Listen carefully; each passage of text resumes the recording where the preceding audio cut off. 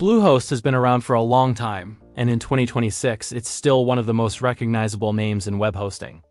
But the real question is, does Bluehost still deserve its reputation as a premium hosting provider, or are there better options today? In this review, we'll take a realistic look at Bluehost's performance and overall experience to see who it's actually best for. If you want to check the current price later, I've placed a discounted Bluehost link in the description and in the pinned comment. For now, let's focus on the hosting itself. One of Bluehost's biggest strengths is how beginner-friendly it is. Bluehost is officially recommended by WordPress, and it shows. From the moment you sign up, everything is designed to be simple. WordPress installs take one click.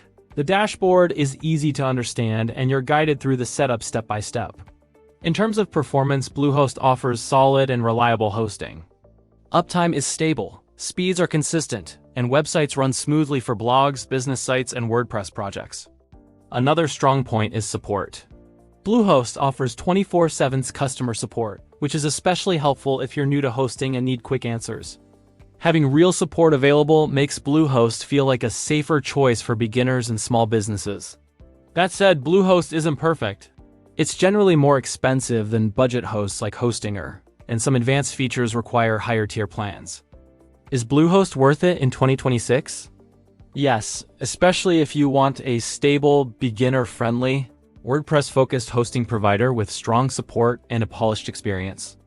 And if you want to get Bluehost at the best possible price, don't forget, the discounted link is waiting in the description and in the pinned comment. If this review helped you out, make sure to like the video, leave a comment with your thoughts, and subscribe for more hosting reviews, comparisons, and website building tips.